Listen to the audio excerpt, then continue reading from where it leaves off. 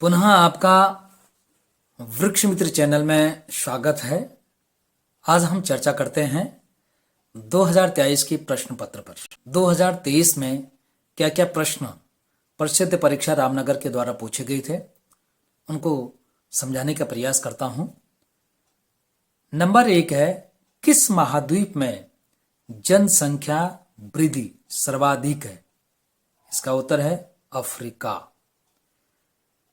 दूसरा प्रश्न आता है, कौन सा रोपण फसल नहीं है? तो इसका उत्तर आएगा गेहूं। अगला प्रश्न आता है, रेल मार्गों के जाल का सघनतम घनत्व पाया जाता है? तो इसका उत्तर है संयुक्त राज्य अमेरिका। अगला प्रश्न है, किस प्रकार की बस्तियां सड़क, नदी या नहरों के किनारे होती हैं? तो इसका उत्तर आएगा रेखीय। अगला प्रश्न आता है, कौन सा नगर नदी तट पर अवस्थित नहीं है? कौन सा नगर नदी तट पर अवस्थित नहीं है? अवस्थित शब्द आएगा तो आप समझ लेना का अवस्थित नहीं है, तो इसका उत्तर लिखेंगे भोपाल। अगला प्रश्न आता है, कौन सा अर्थव्यवस्था में उत्पादन का स्वामित्व व्यक्तिगत होता है? तो इसका उत्तर आएगा पूंजीवाद। अगला प्रश्न आता है, कौन सा औद्योगिक अवस्थापना का एक कारण नहीं है? तो इसका उत्तर आएगा जनसंख्या घनत्व। अगला प्रश्न आता है, किस वर्ष में पहला रेडियो कार्यक्रम प्रसारित हुआ? तो इसका उत्तर आएगा 1923 में। अगला प्रश्न आता है, सर्वाधिक दूषित नदी कौन सा है? तो इसका उत्तर आएगा यमुना। भारत की बात करेगा यमुना नदी। अगला प्रश्न आएगा, नव निश्चयवाद की संकल्पना किसने प्रस्तुत की? तो इसका उत्तर आएगा ग्रिफिथ टेलर ने। उनका एक सिद्धांत भी है कि रुको और जाओ, ये भी आ सकता है कि रुको और जाओ का जो किसने कहा है, तो आप हम ये कह सकते हैं ग्रिफिथ टेलर ने कहा है नव निश्चयवाद में। अगला प्रश्न आता है, विश्व में सबसे कम जनसंख्या किस महाद्वीप में है? तो इसका उत्तर आएगा अटलांटिक महाद्वीप में। अगला प्रश्न आएगा, विश्व में वाणिज्य डेयरी कृषि के एक प्रमुख क्षेत्र का नाम बताएं। विश्व में वाणिज्य डेयरी कृषि के एक प्रमुख क्षेत्र का नाम पूछ रहा है, तो मैंने लिखे हैं इसमें। नंबर 1 लिखेंगे आप इसमें उत्तरी पश्चिमी यूरोप, दूसरा कनाडा, तीसरा न्यूजीलैंड, दक्षिणी पूर्वी ऑस्ट्रेलिया और तस्मानिया। तो इतना मैंने लिखा। और जो ये डेयरी कृषि उद्योग है, यह पशुपालन से जुड़ा एक लोकप्रिय उद्योग है। इसमें दुग्ध का उत्पादन और प्रोसेसिंग और खुदरा बिक्री शामिल होती हैं। अगला प्रश्न आता है, पार साइबेरियन किस देश का एक प्रमुख रेल मार्ग है? तो इसका उत्तर आएगा पार साइबेरियन रेल मार्ग, जिसे हम ट्रांस साइबेरियन रेल मार्ग भी कह देते हैं, वह रूस का एक प्रमुख रेल मार्ग है। यह दुनिया का सबसे लंबा रेल मार्ग है। यह रूस के पश्चिमी हिस्से से ऊंची सुदूर पूर्व को जोड़ते हैं। यह सेंट पीटर्सबर्ग से व्लादिवोस्टोक तक है। इसकी लंबाई 9322 किलोमीटर है। अगला प्रश्न आता है, भारत के किस राज्य में सर्वाधिक बॉक्साइट पाया जाता है? तो इसका उत्तर आएगा कि भारत का सर्वाधिक बॉक्साइट ओडिशा यानी कि उड़ीसा में पाया जाता है, जिसको वर्तमान समय में ओडिशा कहते हैं। और इसके बाद भी और भी राज्य हैं भारत के जहां पर बॉक्साइट पाए जाते हैं। तो सबसे ज्यादा हम बात करते हैं तो ओडिशा की बात करते हैं। दूसरे स्तर पर हम ले लें छत्तीसगढ़ है, आंध्र प्रदेश है, गुजरात है, झारखंड है, महाराष्ट्र है, मध्य प्रदेश है। इन यहां पर भी बॉक्साइट पाया जाता है।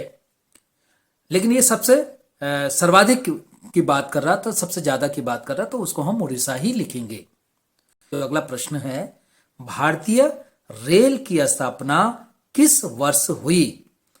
तो इसका उत्तर लिखेंगे, भारत में रेल की स्थापना 16 अप्रैल 1853 को हुई थी। यानी कि मुंबई में बोरीवली से लेकर थाने तक जो है कि पहली यात्री रेल चलाई गई थी, जिसकी दूरी 34 किलोमीटर थी। तो प्रश्न आप समझ गए होंगे कि भारत में रेल की स्थापना कब हुई? तो 16 अप्रैल 1853 में हुई है और यह मुंबई में बोरीवली से थाने के बीच चलाई गई थी, जिसकी दूरी 34 किलोमीटर थी। अगला प्रश्न आता है, मानव भूगोल के कुछ उप क्षेत्रों के नाम लिखिए। तो आप लिखेंगे मानव भूगोल के उपक्षेत्र। कई बार आता है ये प्रश्न। सांस्कृतिक, नंबर 1 सांस्कृतिक भूगोल, नंबर 2 ऐतिहासिक भूगोल, नंबर 3 राजनीतिक भूगोल, नंबर 4 जनसंख्या भूगोल, नंबर 5 संसाधन भूगोल, नंबर 6 अधिवास भूगोल, नंबर 7 कृषि भूगोल, नंबर 8 चिकित्सा भूगोल, नंबर 9 व्यावहारिक भूगोल, नंबर 10 लिंग भूगोल। अगला प्रश्न आता है, मानव बस्ती किसे कहते हैं? मानव बस्ती किसे कहते हैं?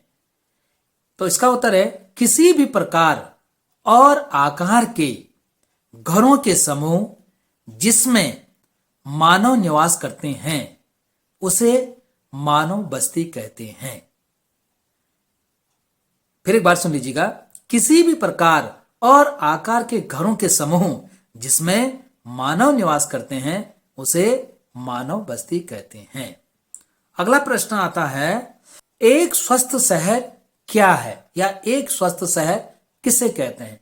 तो इसका उत्तर आएगा, एक स्वस्थ शहर वह होता है जहां पर लोगों का स्वास्थ्य बेहतरीन होता है, उसे हम एक स्वस्थ शहर कहते हैं। अगला प्रश्न आता है, भारत में सूती वस्त्र उद्योग के स्थानीयकरण के कारकों का उल्लेख कीजिएगा। तो इसका उत्तर है, भारत में सूती वस्त्र के उपयोग की परंपरा बहुत प्राचीन है।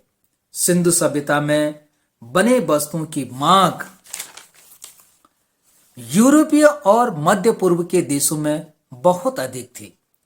उस काल में सूती वस्त्र उद्योग ग्रामीण या कुटीर उद्योगों के रूप में प्रचलित किया जाता था। अब यह सूती वस्त्र उद्योग के स्थानीयकरण के कारक कौन कौन से हैं? तो नंबर 1 लिखेंगे, पर्याप्त कच्चा माल का उत्पादन। दूसरा लिखेंगे, अनुकूल नम जलवायु। तीसरा लिखेंगे इसमें स्वच्छ जल। चौथा लिखेंगे, रासायनिक पदार्थों का सरलता से मिलना।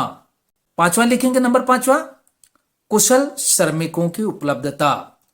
नंबर 6 लिखेंगे, परिवहन की सुविधा। नंबर 7वां, वस्त्र बनाने के लिए वहां पर महिलाओं की उपलब्धता।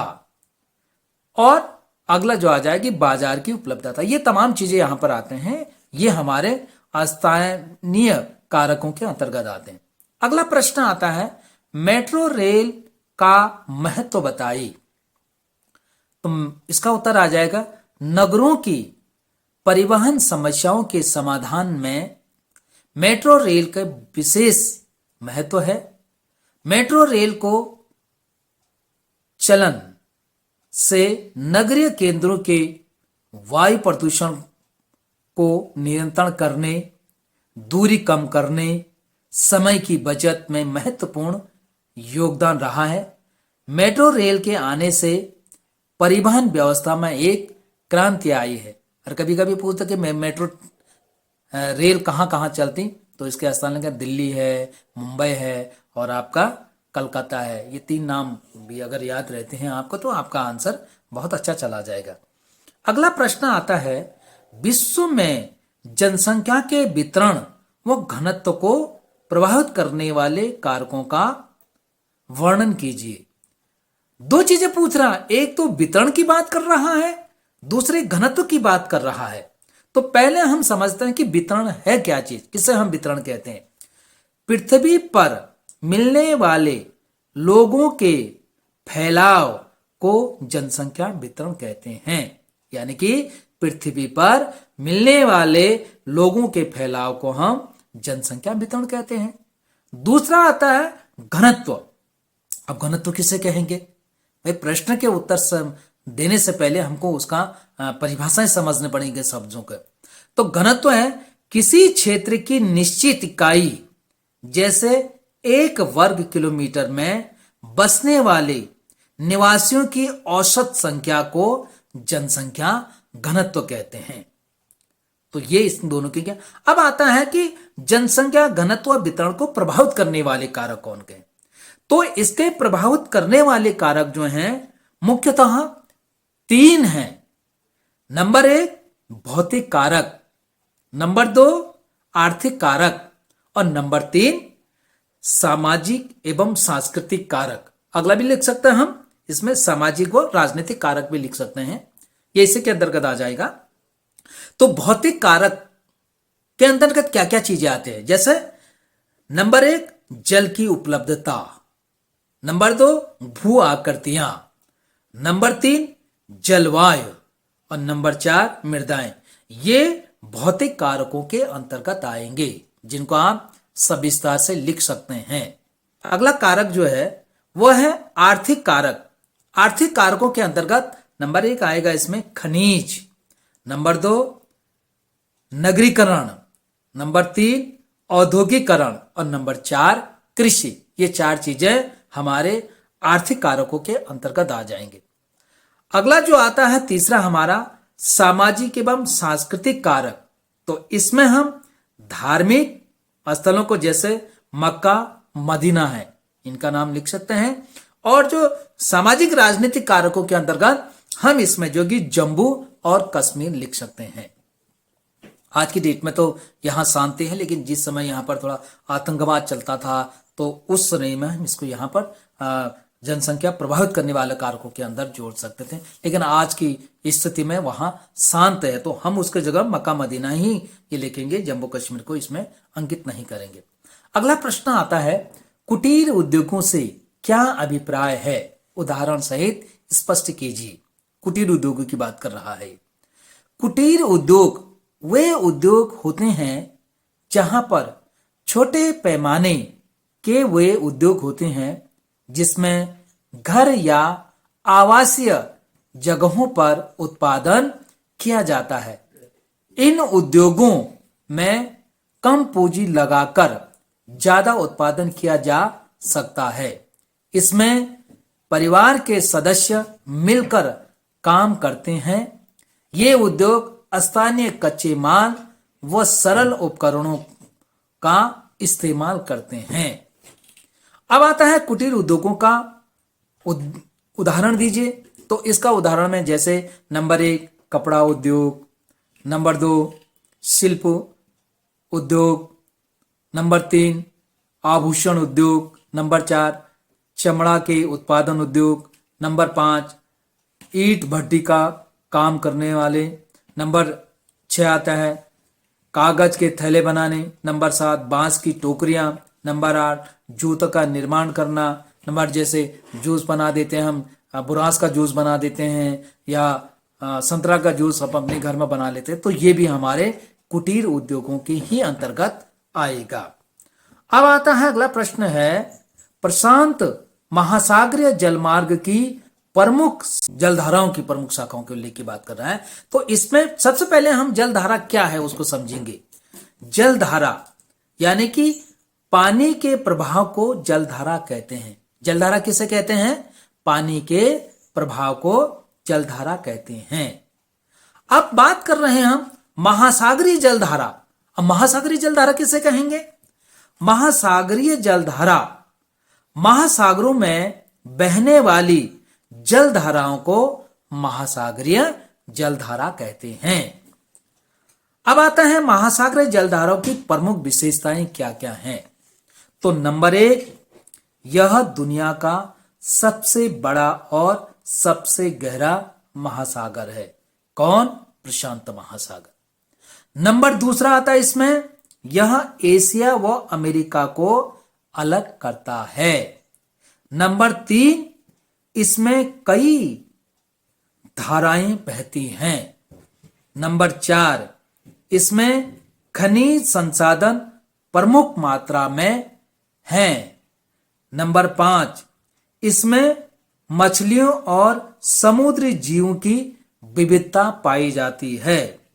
नंबर 6, इसमें प्रवाल भित्तियां हैं। नंबर 7, इसमें व्हेल मछली पाई जाती है।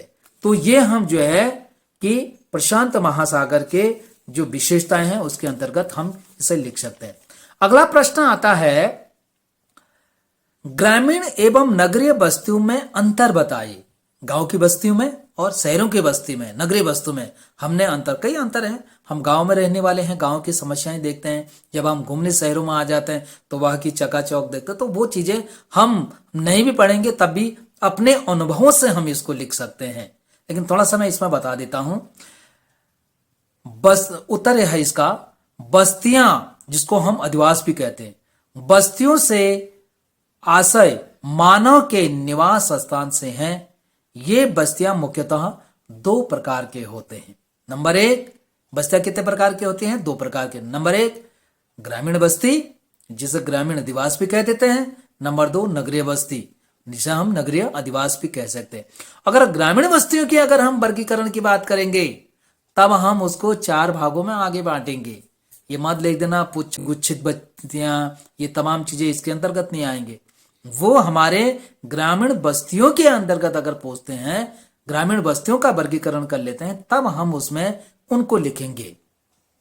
तो यहां पर हम ग्रामीण बस्तियों की बात करते हैं। तो ग्रामीण बस्तियों में कृषक लोग निवास करते हैं तथा कृषि, पशुपालन या अन्य प्राथमिक व्यवसायों द्वारा आजीविका अर्जित करते हैं। इन्हें ग्रामीण अधिवास या ग्रामीण बस्तियां कहते हैं। दूसरा आता नगरीय बस्तियां। तो नगरीय बस्तियां मानवीय सभ्यता का ऐसा प्रतिरूप है जहां के निवासी द्वितीय व तृतीयक कार्यों में संलग्न रहते हैं। तो ये तो इसकी परिभाषा होगी।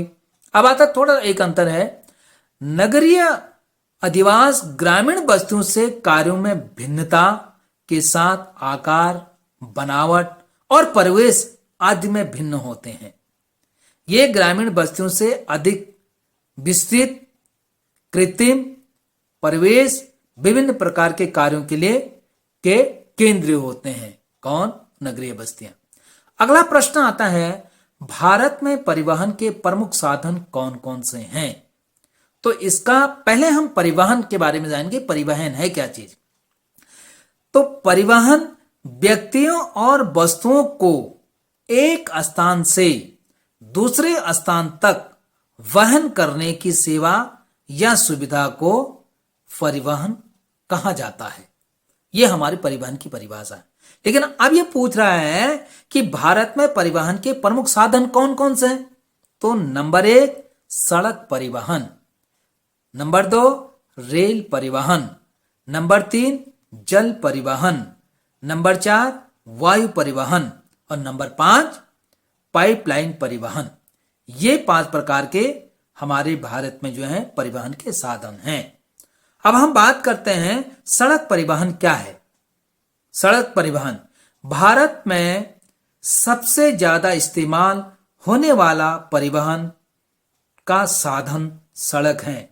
इसमें राष्ट्रीय राजमार्ग, राज्य मार्ग और ग्रामीण सड़कें शामिल होती हैं। सड़क परिवहन में। दूसरा आता हमारा रेल परिवहन। रेल परिवहन पटरियों पर चलने वाले पहिएदार वाहनों को रेल परिवहन कहते हैं। अगला आता हमारा जल परिवहन। जल परिवहन अंतर्देशीय और तटीय मार्गों का इस्तेमाल माल और यात्रियों के परिवहन के लिए किया जाता है, तो उसे हम जल परिवहन कहते हैं। अगला आता है इसमें वायु परिवहन। हवाई जहाज, हेलीकॉप्टर, गर्म हवा के गुब्बारे, ये हमारे किस में आते हैं? वायु परिवहन के अंतर्गत आते हैं। अगला प्रश्न आता है मानव स्वास्थ्य पर प्रदूषण के प्रभावों का उल्लेख कीजिए। तो इसमें आता है प्रदूषण का मानव स्वास्थ्य पर गहरा प्रभाव पड़ता है। हवा में अवांछित गैसों की उपस्थिति से मनुष्य, पशुओं तथा पक्षियों व जीव जंतुओं को गंभीर समस्याओं का सामना करना पड़ता है। इससे दमा, सर्दी, खांसी, अंधापन, शरीर का कमजोर होना, त्वचा रोग जैसी बीमारियां पैदा होती हैं। लंबे समय के बाद इससे जननिक विकृतियां उत्पन्न हो जाती हैं। अगला प्रश्न आता है अंतरराष्ट्रीय व्यापार से देश कैसा लाभ प्राप्त कर सकता है? तो इस प्रश्न का उत्तर होगा विभिन्न राष्ट्रों के मध्य राष्ट्रीय सीमाओं के आर पार वस्तुओं और सेवाओं के आदान प्रदान को अंतरराष्ट्रीय व्यापार कहते हैं। इसके द्वारा विभिन्न देशों की आर्थिक लाभ ही नहीं होता है, बल्कि सामाजिक एवं सांस्कृतिक लाभ भी प्राप्त होता है। वर्तमान में बड़े बड़े राष्ट्र भी पूर्णतः आत्मनिर्भर नहीं है। कोई भी देश इतना परिपक्व नहीं कि जिसके यहां सभी संसाधन हों जिनकी आवश्यकता उस देश के लोगों को पड़ती हो, वो उसी देश में उपलब्ध है। तो उसके संतुलन बनाने के लिए हम अन्य देशों से सामान मंगवाते हैं ताकि आवश्यकताओं की पूर्ति हो सके। जो हमारे देश में नहीं है हम विदेशों से उसको आयात करेंगे, जो विदेशों देशों में नहीं है उसे हम अपने देश से निर्यात करेंगे। तो ये आयात और निर्यात करने से ही क्या होता है, आपसी संबंध बनते हैं। इसके कारण से जो है कि एक संतुलन बनने के साथ ही आपसी मेलजोल होता है, संस्कृति का आदान प्रदान होता है। अब हम आपस में एक मित्रता की भावना करते हैं, तो कई हमारे अंतरराष्ट्रीय व्यापार करने से हमें लाभ मिलते हैं। अगला प्रश्न आता है पर्यटन क्या है? पर्यटन को प्रभावित करने वाले कारकों का उल्लेख कीजिए। तो पर्यटन, इसका उत्तर है पर्यटन एक ऐसा यात्रा है जो मनोरंजन या फुर्सत के क्षणों का आनंद उठाने के उद्देश्य से की जाती है। उसे हम क्या कहते हैं? पर्यटन कहते हैं। अब इसमें कह रहे हैं पर्यटन को प्रभावित करने वाले कारक कौन कौन से? तो इसके प्रभावित करने वाले कारक का नंबर 1 है जलवायु, और नंबर 2 है तकनीकी, नंबर 3 राजनीतिक, नंबर 4 सामाजिक, नंबर 5 सांस्कृतिक, नंबर 6 महामारी। आपने देखा होगा कोरोना काल में, जब कोरोना काल आया था तो सब अस्त व्यवस्थाएं शर्मा गई थी। ना पर्यटन आ रहे हैं, ना घूमने के लिए कोई जा रहा था, क्योंकि ये जो महामारी चली थी तो उससे कितने प्रभावित हुए। तो ठीक इसी प्रकार से जो है ये महामारियां भी हमारे पर्यटन को प्रभावित करते हैं। अगला प्रश्न आता है भारत में प्रवास के कारणों और परिणामों का वर्णन कीजिए। सबसे पहले हम प्रवास के बारे में जानें कि प्रवास क्या है। जब किसी व्यक्ति या व्यक्तियों के समूह द्वारा अपने निवास स्थान को अस्थायी एवं अस्थायी परिवर्तन को प्रवास कहते हैं। जब हम एक स्थान से दूसरे स्थान में चले जाते हैं, वो अस्थायी भी हो सकता है और अस्थायी भी हो सकता है, उसे हम प्रवास कहते हैं। अब एक प्रवास के कारण, प्रवास के दो कारक हैं। नंबर एक प्रतिकर्षक कारक और दूसरा है अपकर्षक कारक। अभी प्रतिकर्षक कारक क्या है? ऐसे कारक जो लोगों को अपने जन्म स्थान या निवास स्थान को छुड़वाने के लिए उत्तरदायी है, उसे हम प्रतिकर्षक कारक कहते हैं। तो कई ऐसे कारक होते हैं जिस कारण से बेरोजगारी है या हमारे शिक्षा नहीं है, तो हमको अपने निवास स्थान छोड़ना पड़ता है, तो ये इसके अंतर्गत आएंगे। दूसरा आता है अपकर्षक कारक। वे कारक जो विभिन्न स्थानों से लोगों को अपनी ओर प्रवास करने के लिए आकर्षित करते हैं, उन्हें अपकर्षित कारक होते हैं।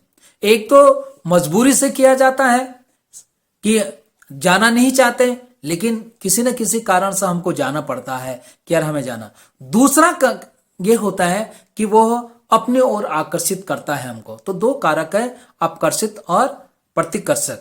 तो प्रतिकर्ष और अपकर्ष कारकों के बारे में मैंने आपको बताया है। अब इसके परिणाम क्या है? प्रवासन शहर क्षेत्रों की सांख्यिकीय संरचना को प्रभावित करता है। इससे जनसंख्या में बढ़ोतरी होती है, जिससे बेरोजगारी, जीवन की खराब गुणवत्ता, अपराध, ये कई चीजें उत्पन्न हो जाती है, क्योंकि भीड़ भाड़, कई लोग चले जाते हैं तो कई समस्याएं भी उससे उत्पन्न होती हैं वहां पर। अगला प्रश्न आता है, भारत में चीनी उद्योग के विकास एवं प्रमुख केंद्रों की विवेचना कीजिए। भारत को गन्ने का जन्म स्थान माना जाता है। गन्ना भारत की एक महत्वपूर्ण व्यापारिक फसल है। गन्ने के उत्पादन क्षेत्र में भारत का विश्व में अपना एक स्थान बना है, जिसके उत्पादन में ब्राजील के बाद भारत का दूसरा स्थान गन्ना उत्पादन में है। गन्ना एक उष्णकटिबंधीय फसल है। अब गन्ने के भौगोलिक दशाओं की अगर हम बात करते हैं तो इसमें नंबर एक है तापमान। गन्ना की भौगोलिक दशाओं की अगर बात करते हैं तो नंबर एक तापमान, दूसरा लिखेंगे वर्षा, तीसरा लिखेंगे मिट्टी, चौथा लिखेंगे श्रम। ये तो चार चीजें, ये चार चीजें आपको याद करने पड़ेंगी। तापमान, वर्षा, मिट्टी और श्रम। चाहे हम कपास की खेती की बात करें, चाहे गेहूं की खेती की बात करें, चाहे हम धान की खेती की बात करें, चाहे हम कौवा की खेती की बात करें, जहां भी हम फसलों की बात करते हैं, भौगोलिक दशाओं की बात करेंगे, तो ये चार चीजें उसमें निश्चित तरीके से आएंगे। बशर्ते है उनका अंदर का मैटर अलग आ जाएगा, किसको कितना तापमान चाहिए, किसको कैसी मिट्टी चाहिए, किसको कितना वर्षा चाहिए, ये अलग अलग चीजें होगी। लेकिन इसमें जो है ये चार चीजें हमारे भौगोलिक दशाओं के अंतर्गत, नंबर एक तापमान आ जाएगा, नंबर दो जगह वर्षा आ जाएगी, नंबर तीन मिट्टी आ जाएगी, नंबर चार श्रम आ जाएगा। हम बात कर रहे हैं चीनी की, तो चीनी के लिए जो है कि जो तापमान है वह जो है 20 डिग्री से लेकर के 35 डिग्री सेल्सियस तक यहां पर गन्ने के फसल के लिए तापमान की आवश्यकता होती है। वर्षा की अगर हम बात करते हैं तो गन्ना के लिए जो है कि 100 सेंटीमीटर से लेकर के 200 सेंटीमीटर तक वर्षा की जरूरत होती है। और गन्ने की खेती के लिए जो मिट्टी की हम बात करते हैं, दोमट नमी युक्त चिकनी मिट्टी चाहिए, जिसमें अच्छा गन्ना पैदा हो सके। और श्रम की एक सुलभ सरल हमको श्रमिकों की जरूरत पड़ेगी, उसको लगाने के लिए भी, उसको काटने के लिए भी, और उसको अन्य जगह भेजने के लिए भी। तो इस चीज का भी होना जरूरी है। अब हम कह रहे हैं उत्पादन क्षेत्रों की बात कर रहे हैं, किसकी? गन्ना की। तो नंबर एक लिखेंगे उत्तर प्रदेश, दूसरा लिखेंगे महाराष्ट्र, तीसरा लिखेंगे तमिलनाडु, चौथा लिखेंगे आंध्र प्रदेश, पांचवा लिखेंगे गुजरात और छठा लिखेंगे कर्नाटक। तो जो ये 6 राज्य मैंने बताए, यहां पर गन्ना उत्पादन किया जाता है। तो जरूर आपको जो मैंने बताए हैं वो आपको लाभकारी सिद्ध होगा।